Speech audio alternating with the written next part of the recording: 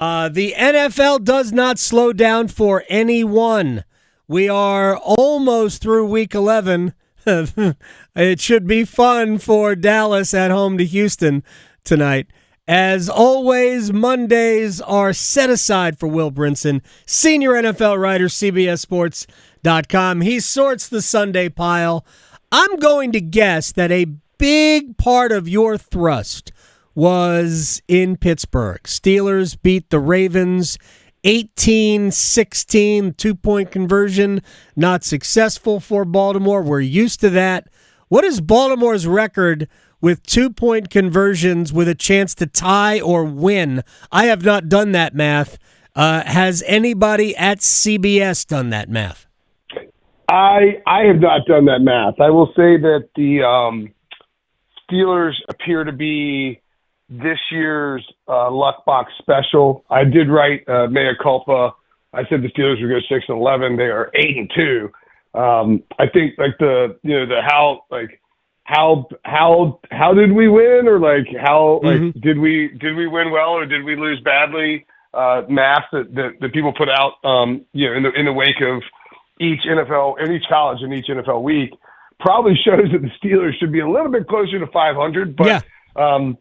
The formula they put together here. I mean, Russell Wilson's QBR was like 14.5 yesterday. Yeah, not the great. Lowest of any quarterback in Week 11. Certainly the lowest of any quarterback who won in Week 11. Yeah, I don't think he's been exceptional, but he unlocks George Pickens enough, gets the run game going. They got a really, really good coach in Mike Tomlin, who's maybe the best. I mean, won Super Bowls, but maybe the best. A really good coach? He's going to the Hall of Fame, right? Yeah, I mean, probably. I mean, Mike Shanahan's not in the Hall of Fame.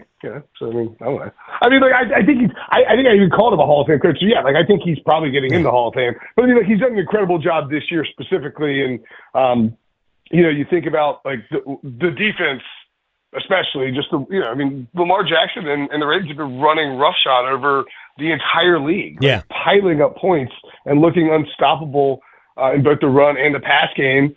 And Pittsburgh goes out and takes care of business in a very Pittsburgh way, right? Banging down field goals, little ugly, nothing explosive on offense. I mean, I think, and I've said this for a few weeks now, this Pittsburgh team, they're going to the playoffs, obviously, barring just an epic collapse. And we know Mike Tomlin always above 500. But I do think, it's one of those where you see that game yesterday, they played poorly and still managed to beat a really good Ravens team. And it does make you think, all right, because if you look at the landscape of what's out there in the AFC, the Chiefs, the Bills, and the Ravens are the top three teams. If they could hold the Ravens to not much, I think they could slow the Bills and the Chiefs down too, right? I mean, that's just what the defense can do. It'll come down to, can that offense produce enough to win some playoff games? It does feel like this year more than past years, a team like Pittsburgh could get in the playoffs. Maybe I don't think they'll get the 1 seed, but they're certainly still in the mix. I mean, 9-1, they're 8-2, right? Right. No, they are in the mix, but we agree that Pittsburgh's probably not going to go 14-3. Right, exactly. Like Pittsburgh is probably going to end up hosting a wild card game, and then maybe have to go on the road against however it shakes out. I just think it's like, I think this year more than other years, a team like Pittsburgh could maybe get in, and just because of the limitations that you have on something we've seen them beat the Ravens. The Chiefs are not, maybe they're the same as last year, and maybe they can get hot in the playoffs offensively. But the Bills, the Bills are a really good football team, and Josh Allen is an awesome player. But you could see Pittsburgh giving the Bills a game. I think they'd be a touchdown dog in Buffalo. But I mean, it just feels like this, a team like Pittsburgh or even the Chargers could get in the playoffs and finagle their way into something more, just because of the limitations and sort of the way that the whole playoff bracket is shaking out. There's, Denver looks like a playoff team. When we talk about the 7 teams getting in on the AFC side, you don't, unless the Bengals can just figure out something, get hot, and run the table or whatever. It's like you just don't see there's not a ton. There's not like 6 great teams. Like we maybe thought there were going into last season because of various injuries and underperforming Jets teams and all that. There are 5. I think there are 5 teams in the AFC, and Pittsburgh is the 5th. I don't think Denver's very good. I understand what their record is. I don't think the Chargers are very good either. I think the Chargers. The Chargers the Chargers have a great quarterback and are really well coached. Yeah, I will all day push back on whether or not Justin Herbert is a great quarterback. I think he has great quarterback tools. I think he is an average quarterback.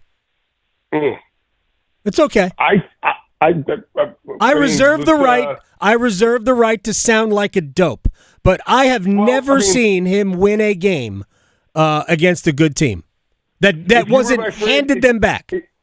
If you were my friend Garrett Jernigan and we were on a text thread, I would send my Ryan Gosling agree to disagree gif. That's fine. That is fine. But yeah, I mean, I just think we've seen on the Chargers specifically, we've seen this literally this exact thing from a similar setup with a similar roster and the same coach in 2011 with the 49ers. Yeah. Underperforming team. Harbaugh takes over. I haven't looked at the numbers today, but going into last week, the Chargers had the lowest points per game allowed ever by a team with a first-year head coach. Oh, and Jim Harbaugh is an elite head coach. Is it 2011 49ers? Yeah, Jim Harbaugh is an elite head coach. We all knew that. He turned. I mean, everywhere he goes, they win. He wins. There's just whether it was the University of San Diego, Stanford, it doesn't make a difference. Right. He did. He turned them into a BCS contender just about every year. Will Brinson is joining us here on the Adam Gold Show. One more thing about Steelers-Ravens before I move on to Bills and Kansas City. How is Peyton Wilson credited with an interception? Shouldn't that have been a fumble recovery? I think it should have been a free pass to the Hall of Fame. Immediately enshrine him in Canton. I mean, it's a great play. I'm pandering to your audience here, but I think technically Justice Hill never fumbled the ball, so it was a pass, right? I mean? But he took 3 steps with the ball. Yeah, but he was in the process of completing the catch. Okay, it was a lunch money snatching. That's what it was. Either way, he stole the marble rye right from Justice Hill. It's a tremendous play. All right, Buffalo has now beaten Kansas City 4 straight times in the regular season, and we are treating. Look, I like Buffalo, and I love Josh Allen. But we are treating this as though the 3 playoff losses didn't happen. Why are we somehow crediting the Bills with this regular season mastery over the Chiefs? Because they have won the last 4. They're 4-1. Allen versus Mahomes in the regular season, 4-1. But don't those 3 playoff losses also matter? Yeah, I mean they're more important. And when the chips are down.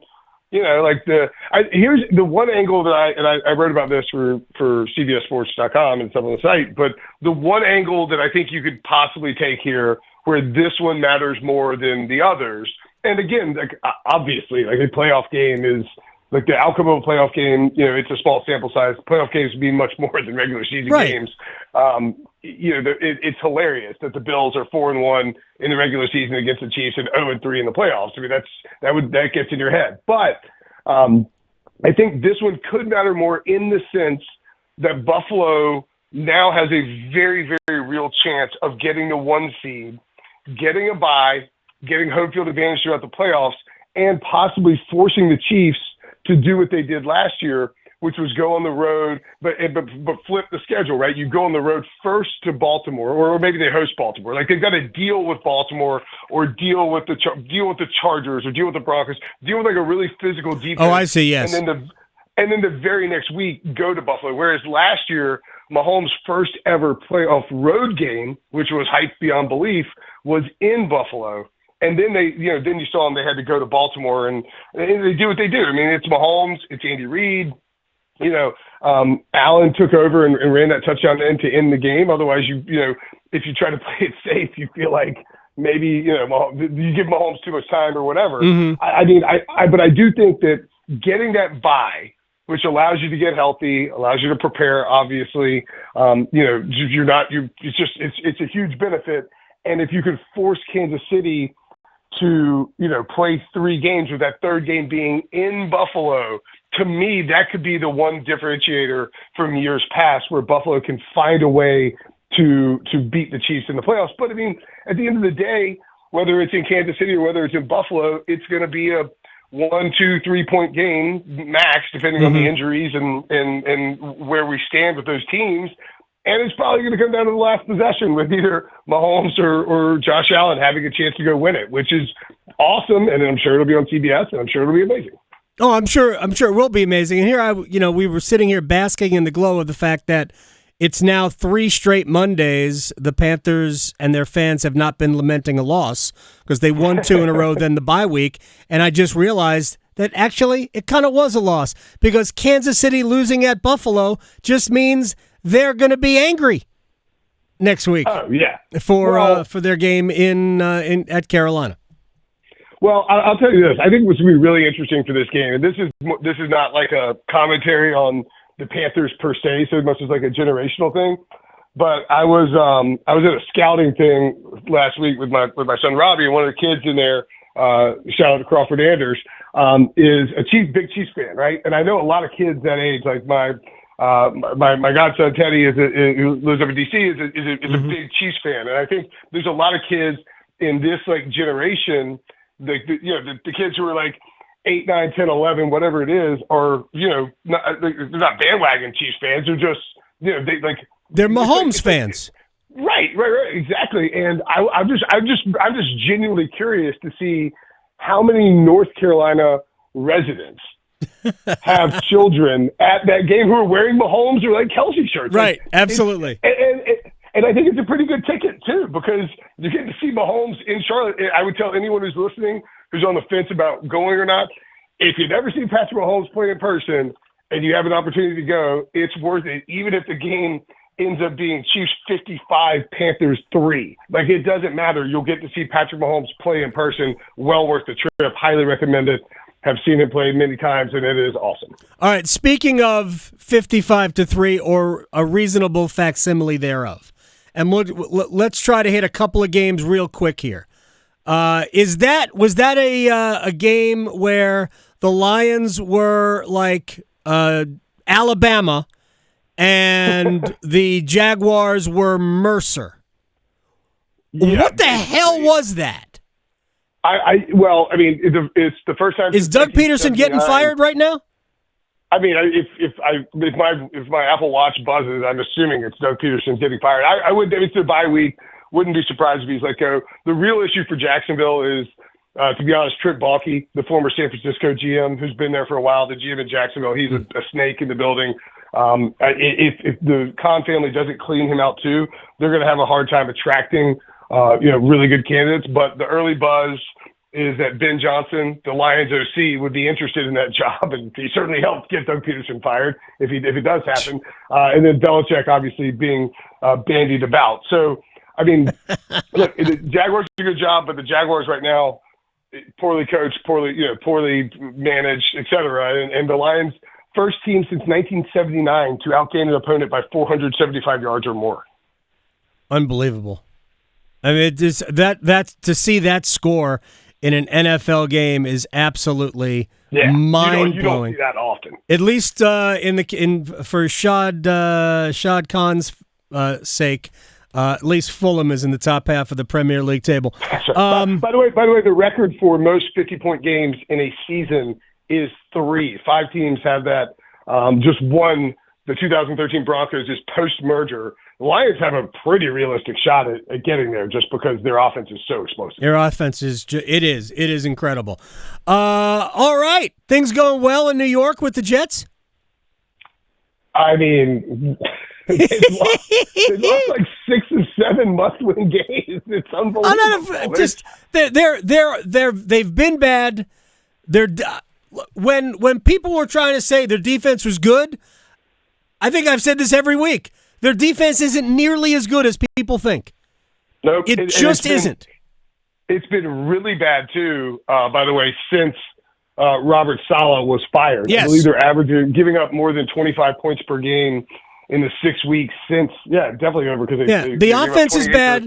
Fire your defensive head coach, who has engineered one of the better defenses in the league the last 4 years. But yes, let's. It's the Jets.